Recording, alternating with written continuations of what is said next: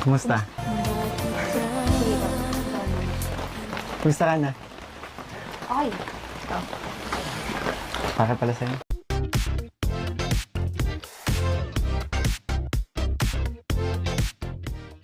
Magandang araw po mga kalingap, isang mapagpalang araw po sa ating lahat. Ganon din po sa ating mga viewers at listeners natin dyan.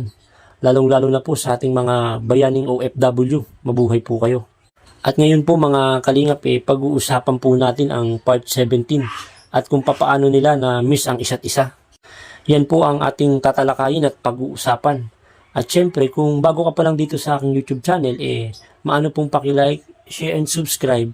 At para na rin po lagi tayong updated sa mga bagong post patungkol po dito sa tandem ng Mick Chris.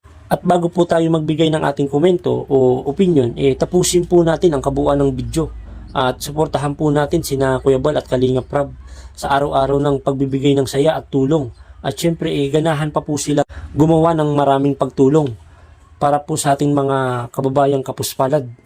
Ito na nga po mga Kalingap, nag-part 17 na ang Mick Chris tandem. Sigurado akong ang lahat ay sadyang inaabangan ang ating sweet puppy love, Mikoy at Krista, sa kanilang most awaited comeback. Napakasaya talaga ng ating paring Mikoy dahil dun ulit ginanap ang kanilang muling pagsasama, kung saan parang nagbalikan ulit yung old memories nilang dalawa. Nostalgic at overwhelming ang pakiramdam kasi para silang nasa cloud9 na may maraming butterflies. Ay, para sa mga kalingap po dyan na nakaranas na ma-inlove, naku, siguradong kahit natutulog na nakangiti pa din. Parang Mikoy at Krista na nakangiti lang. Tila ba silang dalawa lang ang tao dun sa lugar na yun habang sila ay nag-uusap. Mapapasana all ka na lang talaga. Pero ba't ganun mga kalingap itong si nanay ni Krista umiyak sa huling part. Sa ngayon po mga kalingap samahan niyo muna akong kiligin sa ipapanood ko sa inyo.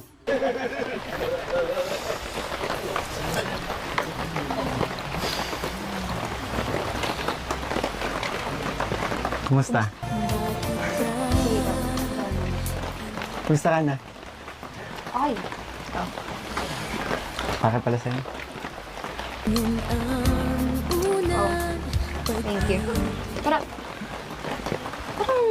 natatandaan ko to. Parang nakita ko na yun dun.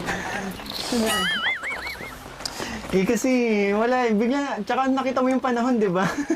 Sa sobrang pagka-excite ko bago ako makarating dito yun. Biglaan to. Kaya ano nga Kaya yun, naghanap na lang ang pwedeng bigay sa'yo. At least, di ba, meron? Grabe. Miss ko dito Tsaka yun, no, buti na lang, muntik na ninyo ako ubusan. Hindi, meron naman sa'yo. Alam mo ba, sobrang na-miss ko dito. Talaga? Pero, Tagal din mas na-miss. Ha? Ano? Wala. Pagbuko nyo talaga, iba. Siyempre. The best. Sing tamis, sing sweet mo. Things sweet. Grabe ang ulan, no? Buti nakabot ka rito. Yung buko yung nahanap-hanap ko to Alam mo ba sa tagal na hindi ko to natikman? Pati yung gumawa, hinahanap-hanap ko rin. Ha? Ano nga ba?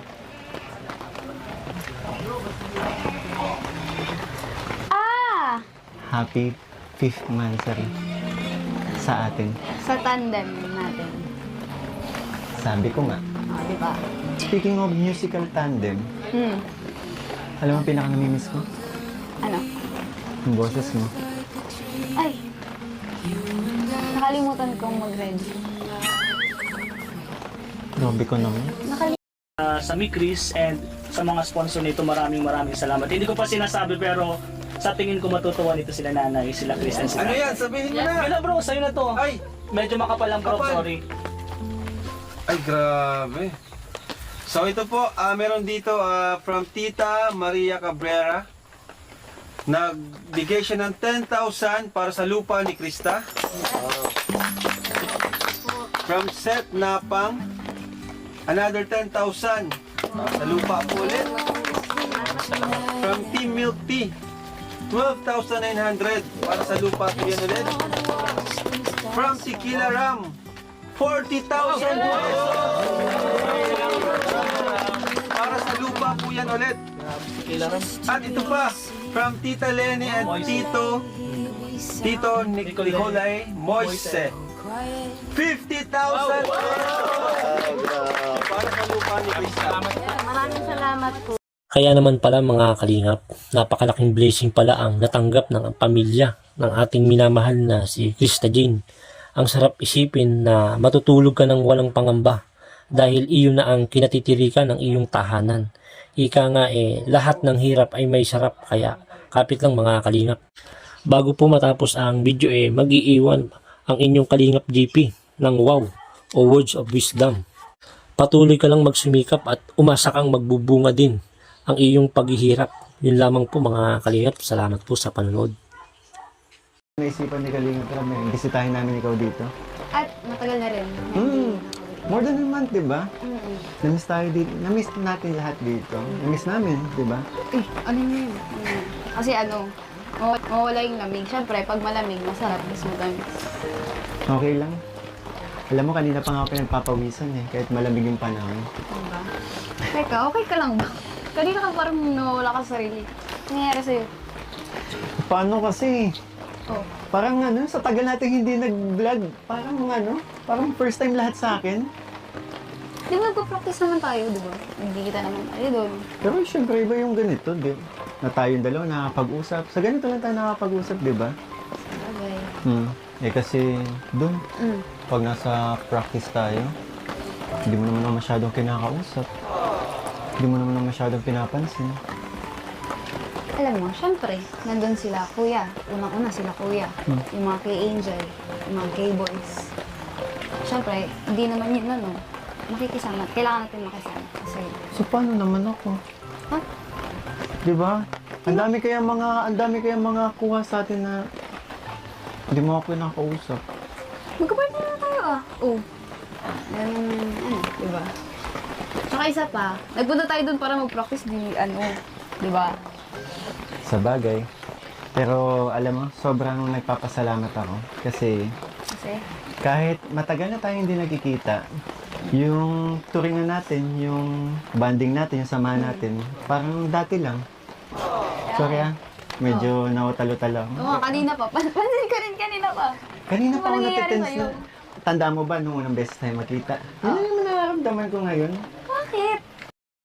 Kasi parang hindi naman kasi patas kapag nangaasal ka di ba? Kasama na yun, pero hindi mo ba alam na ginagawa ko lang yun? Parang marami akong mapasaya. Yun nga, marami kang napapasaya, nangiinis ka. Kasi nga, ginagawa ko nga lang kasi yun. Kasi, para mapansin mo. With petals so